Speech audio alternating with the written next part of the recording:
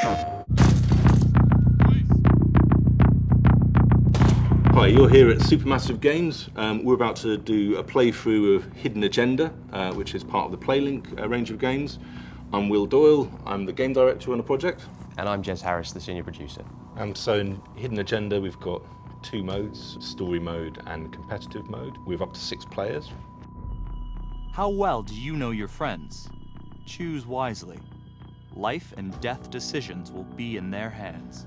So this is what we call trust questions. So the game challenges you at different points to identify who among your friends is the coolest under pressure, the quickest thinking. There's a whole lot of different questions as we go. And then as you'll see later in the game, the player we choose is given an executive decision on one of the key choices in the game. So we'll see who's come out here. And it's Monica. So in story mode, we're just playing the game for kicks, really. We wanted to get an experience that is a bit like a sort of movie night with a bunch of friends. You're just playing through the story, enjoying it for its own sake. It's a big branching narrative, so it can go in all sorts of different directions, which are controlled by choices. So we need to make a vote for each of these choices, and the majority decision decides. We really want to seize control.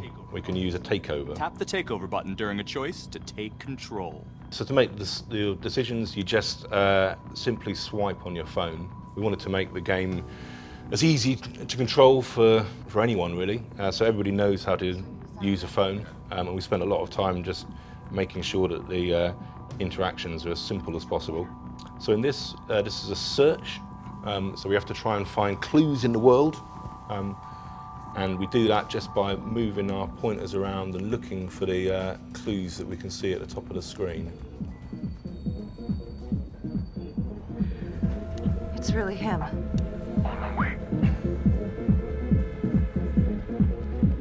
So this is the star of our show, Becky Marnie. At this stage, she's just a beat cop. As the story progresses, though, she becomes a detective in the homicide department. This is her trying to take down the trapper.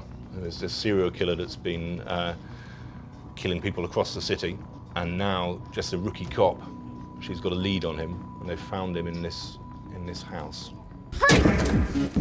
Hands up now! So as we play through the game, every choice will lead to a different branch. Sometimes those branches come back together, sometimes they spiral out into different directions. We have a thing we call the ripple effect, which is each choice you make is sort of like dropping a stone in a pond. Ripples spread out, create different outcomes, and some choices create life and death decisions, as we're about to see here. Help!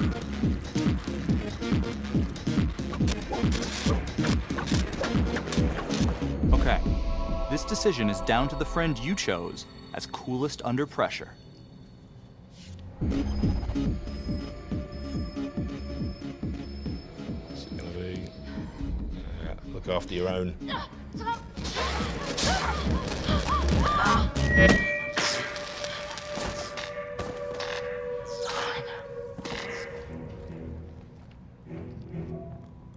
And so that's a fairly momentous decision you have to make there, and that itself has a big effect later on in the game, how you deal with that dilemma.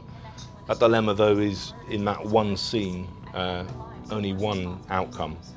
There's other routes we can take that mean we see something completely different. Wouldn't have seen that dilemma at all.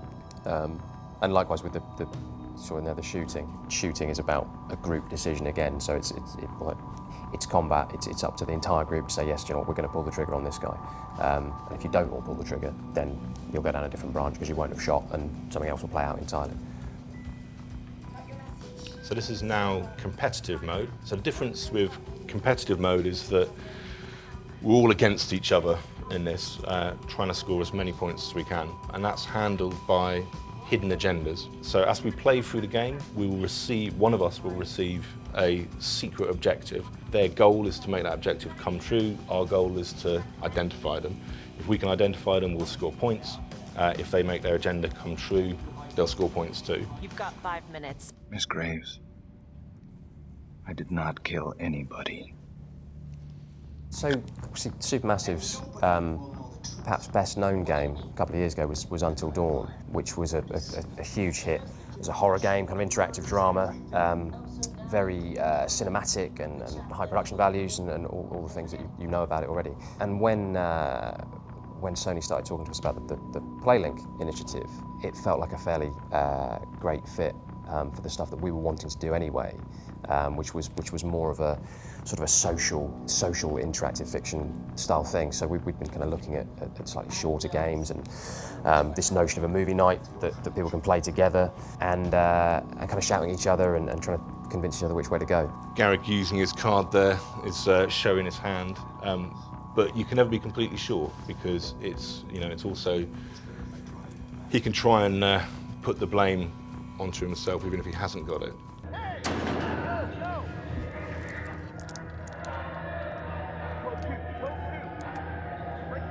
Hey! What's going on?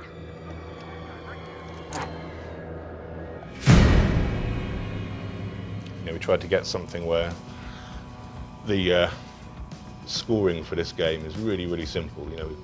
All the way through we wanted to create something that wouldn't have any barriers to entry for people, that anybody could play it. Yet at the same time it's quite in depth, the tactics you have with such a simple system. Because it's about the people in the room and it's about talking to each other and convincing each other of lies and half-truths. Stay back. You also see there one of the quick reaction moments we had, where it's just we have to grab the pepper spray, and whoever gets there first gets to take over. Hey! Hey! Hey! Settle down. Take it easy. We've managed to kind of craft a story that can go in all sorts of different directions. So there's a lot of just natural replayability in it. Whether you're just sitting around in story mode and want to see a different ending, or in competitive mode, just seeing where the hidden agendas take you. And trying to beat one another, that's it. It is a competitive game. That's Garrick. So now we've identified who's got it. Or we think he's got it. If we all think that it's Garrick, our goal now is just to stop him. So we need to see how he behaves when the critical choices come up. This is it, guys. Let's resolve the hidden agenda.